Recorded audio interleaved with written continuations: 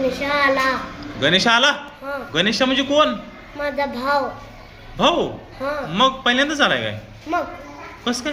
जन्मल्यावर पहिल्यांदा आला. पहिल्यांदाच आलाय? हा. बर बर. मग तुम्ही त्याचं काय वेलकम वगैरे केलं का नाही रे? केलं. केलं का? काय केलं वेलकमला? फुलं सजवली, रांगोळी काढल्या, हा. फुगवली. बर. आणि मग जेवायला वगैरे काय भारी केलं होतं का नाही बेत? केलता. काय केलं होतं जेवायला? पुरणाची पोळी, हा. बटाट्याची भाजी, हा. आमटी, अरे वा. अजून?